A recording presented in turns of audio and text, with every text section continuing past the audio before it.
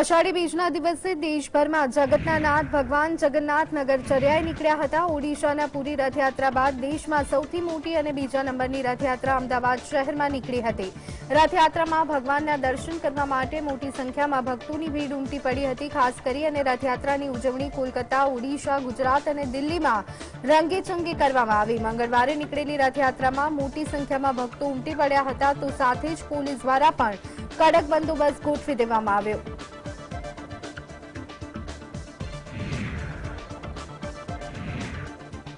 America, UK તથા Germany જેવા મુખ્ય મથકો ખાતેથી નબળી માંગને પરિણામે મેમાં દેશની તો ઝારખંડની રાજધાની રાંચીમાં પણ જગન્નાથની રથયાત્રામાં અનેક લોકો ઉમટી પડ્યા હતા। રાંચીના જગન્નાથ મંદિરમાંથી નીકળેલી રથયાત્રામાં હજારો ભાવિ ભક્તો જોડાયા હતા। રાંચીની રથયાત્રામાં મૂકવામાં આવેલા જગન્નાથજીના રથમાં ફૂલોથી સુંદર સુશોભન કરવામાં આવ્યું હતું। આ સમયે હજારો ભક્તોએ મગનો પ્રસાદ ગ્રહણ કર્યો।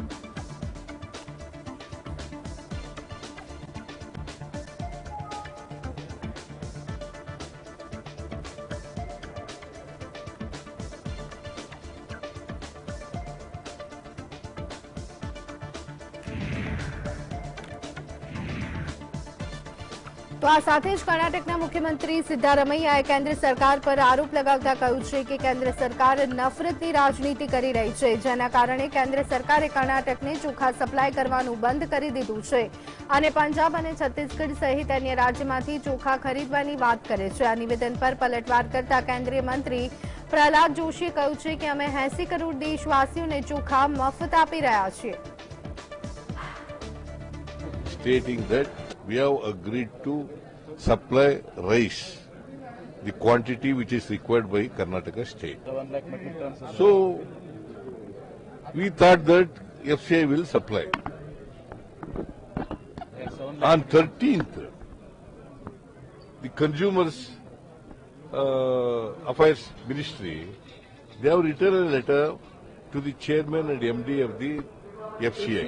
जी वो सारा खुल्लम खुल्ला बताना चाहिए। 5 केजी जो दे रहा है वो नरेंद्र मोदी दे रहा है, मुझे अभी तक 10 केजी देने नहीं हो रहा है, तो 10 केजी वो खरीद के मैं दे दूंगा, इतना बोलने दो। सेकंड पॉइंट, हम 5 केजी सारे देश को दे रहे हैं। 80 करोड़ देशवासियों को प्रधानमंत्री नरेंद्र मोदी जी के द्वारा 5 केजी हम दे रहे हैं। 21મી જૂનના રોજ આંતરરાષ્ટ્રીય યોગ દિવસની ઉજવણી કરવામાં આવશે, ત્યારે સંયુક્ત રાષ્ટ્રના મહાસચિવ એન્ટોનિયો ગુટેરેસે જણાવ્યું હતું કે વિશ્વમાં કરોડો લોકોને યોગથી તાકાત અને શાંતિ મળે છે। આજના સમયમાં યોગ એ ખૂબ જ જરૂરી છે। યોગ કરવાથી મનને શાંતિ મળે છે, યોગ કરવાથી ચિંતા દૂર થાય છે અને માનસિક સ્વાસ્થ્ય પણ સુધરે છે। તેને નિયમિત રીતે કરવાથી વ્યક્તિત્વમાં સંયમ આવે છે। આંતરરાષ્ટ્રીય યોગ દિવસ નિમિત્તે પણ આપણે એકતાનો સંદેશ આપવો જોઈએ। Dangerous and divided world, the benefits of this ancient practice are particularly precious. Yoga offers a haven of calm. It can reduce anxiety and promote mental well-being. It helps us to develop discipline and patience. It connects us to our planet, which so badly needs our protection. And it reveals our common humanity, helping us to understand that despite our differences, we are one. On this International Day of Yoga, let us embrace the spirit of unity. કર્ણાટકમાં કોંગ્રેસે વિધાનસભા ચૂંટણી પ્રચાર દરમિયાન લોકોને 10 kilo ચોખા નિઃશુલ્ક આપવાનું વચન આપ્યું હતું। હવે કોંગ્રેસે આ ચોખાની કેન્દ્ર સરકાર પાસે માંગ કરી છે। કર્ણાટકની કોંગ્રેસ સરકારના નાયબ મુખ્યમંત્રી ડીકે શિવકુમારે જણાવ્યું હતું કે અમે કેન્દ્ર સરકાર પાસેથી ખરીદવા માંગતા હતા, પરંતુ કેન્દ્ર સરકારે ચોખા આપવાનો ઇનકાર કર્યો છે। અમે બીજા રાજ્યો પાસેથી ચોખા ખરીદી અને લોકોને આપીશું અને વચન પૂરા કરીશું। આ સાથે કોંગ્રેસના કાર્યકરો કેન્દ્ર સરકાર વિરુદ્ધ નારા લગાવતા રસ્તા પર ઉતરી આવ્યા હતા। The people of Karnataka that we are going to provide 10 kg of free rice. So central government bound duty is to give us the rice, not free. We were paying them money. They had agreed to supply rice. Now they have denied it. So the double standard politics of BJP, we are fighting against them. We are protesting against them. Whatever may be the situation, We are going to buy rice from the different states. કેન્દ્રીય સંરક્ષણ મંત્રી રાજનાથ સિંહે તમિલનાડુના મુખ્યમંત્રી એમ.કે. સ્ટાલિનની ઝાટકણી કાઢતા કહ્યું છે કે સેન્થિલ બાલાજી આશરે એઆઈડીએમકેમાં હતા ત્યારે સ્ટાલિન તેમને ભ્રષ્ટ કહેતા હતા અને તેમની ધરપકડની માંગ કરતા હતા. હવે જ્યારે બાલાજી ડીએમકેમાં છે તો તેની ધરપકડનો વિરોધ કરે છે. આ બેવડું વલણ અસ્વીકાર્ય છે.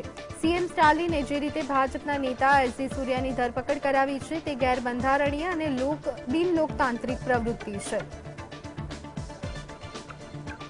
BJP leader SG. सूर्या को ये ट्वीट के कारण अरेस्ट कराया है, वो पूरी तरह से एंटी कॉन्स्टिट्यूशनल है और एंटी डेमोक्रेटिक है. रशियन डिक्टेटर स्टालिन के नाम पर नाम तो है स्टालिन साहब, और उस नाम को बहुत सीरियसली लेते हुए उसी तरह के काम करके वे स्पिरिट ऑफ डेमोक्रेसी को डेंजर में डाल रहे हैं. मैं कहना चाहता हूं स्टालिन साहब, प्लीज ऐसा मत करिए. ઉત્તર પ્રદેશના મુખ્યમંત્રી યોગી આદિત્યનાથે જણાવ્યું કે વર્ષ 2019માં ધારા 370 નાબૂદ કરાયા બાદ જમ્મુ કાશ્મીરમાં ભારતના કાયદા પ્રમાણે કામગીરી કરવામાં આવી રહી છે. કાશ્મીરમાં શાંતિ અને વિકાસ છે. ઉગ્રવાદ એ શાંત થઈ ગયું છે. જ્યારે પાકિસ્તાન અધિકૃત કાશ્મીરના લોકો પણ ભારતમાં સામેલ થવાની માંગ કરી રહ્યા છે. સમય એવો આવ્યો છે કે પાકિસ્તાન સાથે કોઈ ઊભું થવા માંગતું નથી.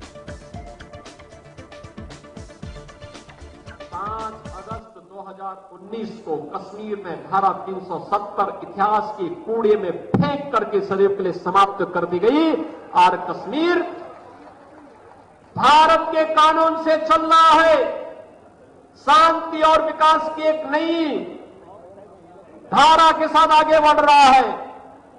आज अब कश्मीर के अंदर उपद्रव नहीं, अब पाक अधिकृत कश्मीर के अंदर मांग होती है कि हमें भी भारत का हिस्सा बनाइए, हम भी भारत के साथ शामिल होना चाहिए चाहते हैं. दलित पाकिस्तान के साथ कोई खड़ा नहीं होना चाहता. તમિલનાડુમાં ભાજપના નેતા એસ.જી. સૂર્યાને મદુરાઈ કોર્ટે જામીન મંજૂર કરી દીધા છે. એસ.જી. સૂર્યાની 16મી તારીખે મદુરાઈના સાંસદ સુ વેંકટેશ પર કરેલી વિવાદિત ટ્વીટ માટે ધરપકડ કરવામાં આવી. એસ.જી. સૂર્યા તમિલનાડુ ભાજપના સચિવ છે. આ મામલે ભાજપે જણાવ્યું હતું કે એસ.જી. સૂર્યાની ધરપકડ અલોકતાંત્રિક છે.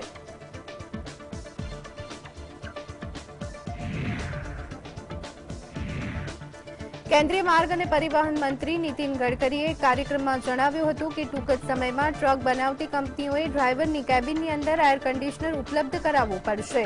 આ કાર્યક્રમમાં હાજર થતા પહેલા ટ્રક ડ્રાઈવરની કેબિનમાં ફરજિયાત એસી હોવું જોઈએ. એ ફાઇલ પર મેં સહી કરી દીધી છે. આપણે આ વાતની ખાતરી રાખવી જોઈએ કે જે લોકો ટ્રક ચલાવે છે તેમનું ખાસ ધ્યાન રાખવામાં આવે. ડ્રાઈવર 43 થી 47 ડિગ્રી સેલ્સિયસ જેવી આકરી ગરમીમાં પણ ટ્રક ચલાવે છે અને કેબિનમાં એસી લગાવવાનો નિર્ણય એટલા જ માટે કરવામાં આવ્યો છે. જો કે કેટલાક લોકો તેનો વિરોધ પણ કરી રહ્યા છે. हमारे ड्राइवर की जो केबिन्स रहती थी, वो जब मैं मंत्री बना तो मुझे लगा कि इतने 43, 44, 47 में डिग्री टेम्परेचर होता है तो ड्राइवर की हालत बहुत खराब होती है. तो मैं एयर कंडीशन केबिन के बारे में बहुत आग्रही था, पर इससे कॉस्ट बढ़ेगी ऐसा कहकर कुछ लोगों ने काफी विरोध किया. पर भी आज मैं यहाँ आने के पहले मैंने वो फाइल पर साइन कर दी है कि इसके बाद ट्रक की जो ड्राइवर की केबिन होगी वो एसी होगी. કોંગ્રેસના નેતા ગૌરવ વલ્લભે જણાવ્યું કે યુનિફોર્મ સિવિલ કોડ પર ચર્ચા કરવા માટે પરામર્શ પ્રક્રિયાને અનુસરવામાં આવે તો વધુ સારું પરિણામ આવી શકે છે. પરંતુ ભાજપ તેનો ઉપયોગ ધ્રુવીકરણની રાજનીતિના પ્રયાસ માટે કરે છે. જે રાજ્યમાં ચૂંટણી થવાની હોય ત્યાં યુનિફોર્મ સિવિલ કોડ વિશે ચર્ચા કરવામાં આવે છે, પરંતુ જ્યારે ચૂંટણી સમાપ્ત થઈ જાય છે તો યુસીસીની વાત ખતમ થઈ જાય છે. હિમાચલ પ્રદેશ, બિહાર અને કર્ણાટકમાં પણ યુનિફોર્મ સિવિલ કોડ વિશે ચર્ચા કરવામાં આવી હતી. यूनिफॉर्म सिविल कोड की बात है तो एक कंसल्टेटिव प्रोसेस होना चाहिए, उस पर एक सार्थक बहस होनी चाहिए. जहां चुनाव है वहां पे यूसीसी भारतीय जनता पार्टी निकाल के ले आती है. ये एक पोलराइजेशन का हथकंडा नहीं. हाँ, अगर इस पे सार्थकता से बहस हो, इस पे एक कंसल्टेटिव प्रोसेस अपनाया जाए तो इसके अच्छे परिणाम आ सकते हैं. पर भाजपा इसको पॉलिटिक्स ऑफ पोलराइजेशन के लिए प्रयोग करती है. ભાજપના નેતા શહેજાદ પૂનાવાલાએ જણાવ્યું કે યુનિફોર્મ સિવિલ કોડ એ દેશના બંધારણની જોગવાઈમાં સામેલ છે। યુનિફોર્મ સિવિલ કોડને ભાજપના મેનિફેસ્ટોમાં પણ સામેલ કરવામાં આવ્યું છે।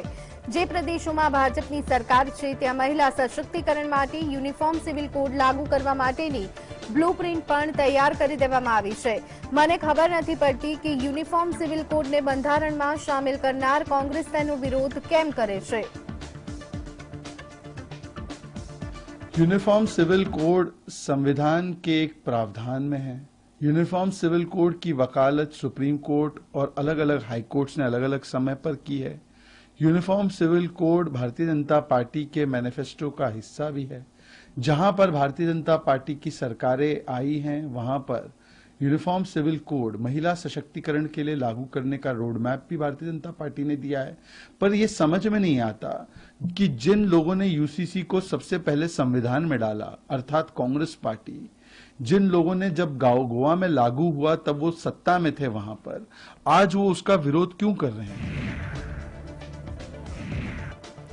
કેન્દ્રીય મંત્રી અનુરાગ ઠાકુરે ગીતા પ્રેસના વિવાદ મુદ્દે વાત કરતા કહ્યું છે કે ભાગ્યે જેવું કોઈ હિન્દુ ઘર હશે જ્યાં ગીતા પ્રેસમાં કોઈ પુસ્તક ધર્મગ્રંથ કે મહાકાવ્ય છપાયેલું ન હોય।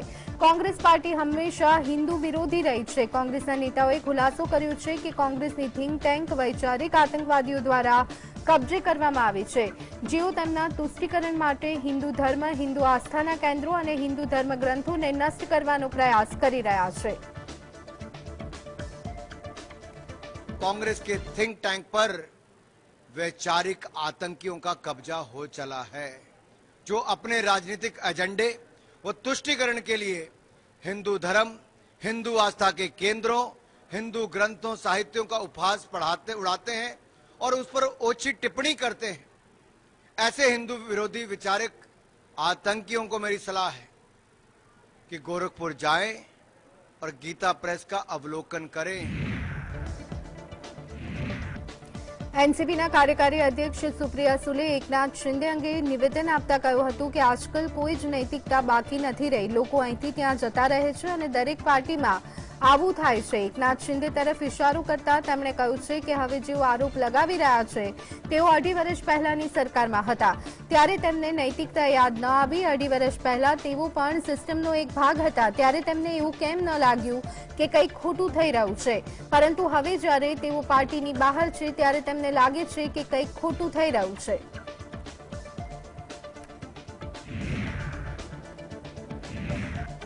ભાજપ સરકાર પર આકરા પ્રહાર કરતા ઉદ્ધવ ઠાકરે સમૂહના નેતા સંજય રાઉતે જણાવ્યું કે દેશમાં ગદ્દારીની રાજનીતિ થાય છે।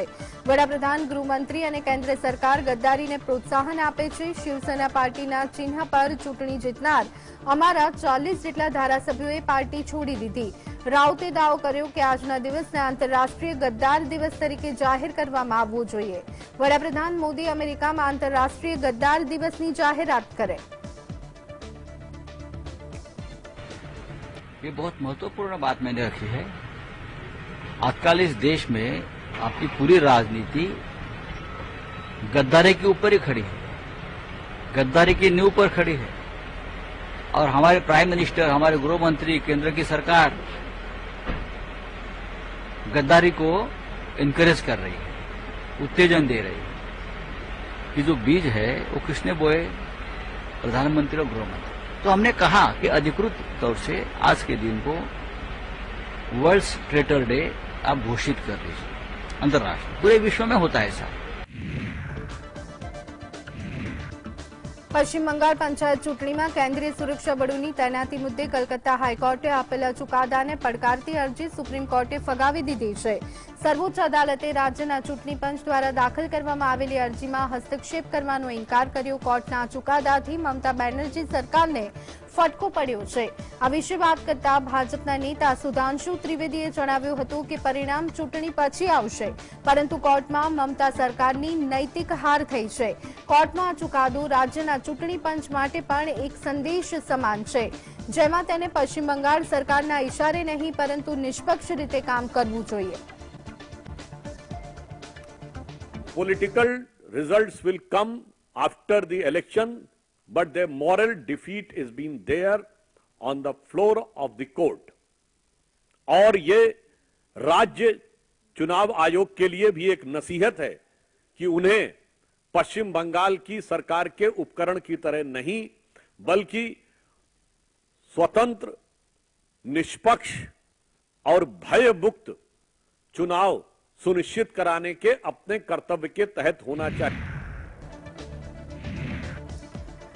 પશ્ચિમ બંગાળ પંચાયત ચૂંટણી હિંસક કેસમાં મમતા સરકાર અને રાજ્ય ચૂંટણી પંચને સુપ્રીમ કોર્ટ તરફથી મોટો ઝટકો લાગ્યો છે। સુપ્રીમ કોર્ટે હાઈકોર્ટના આદેશમાં દખલ કરવાનો ઇનકાર કરી દીધો છે। કલકત્તા હાઈકોર્ટે 48 કલાકની અંદર દરેક જિલ્લામાં કેન્દ્રીય સુરક્ષા દળોને તૈનાત કરવાનો આદેશ આપ્યો, જેની સામે પશ્ચિમ બંગાળ સરકારે સુપ્રીમ કોર્ટમાં અરજી દાખલ કરી। બંગાળ સરકારના વકીલે સર્વોચ્ચ અદાલતને જણાવ્યું હતું કે 13 જૂને રાજ્ય ચૂંટણી પંચ રાજ્ય સરકાર સાથે સુરક્ષાને લઈ અને મૂલ્યાંકન કરી રહ્યું હતું, પરંતુ 15 જૂને હાઈકોર્ટે 48 કલાકની અંદર અર્ધલશ્કરી દળોને તૈનાત કરવાનો આદેશ આપ્યો હતો।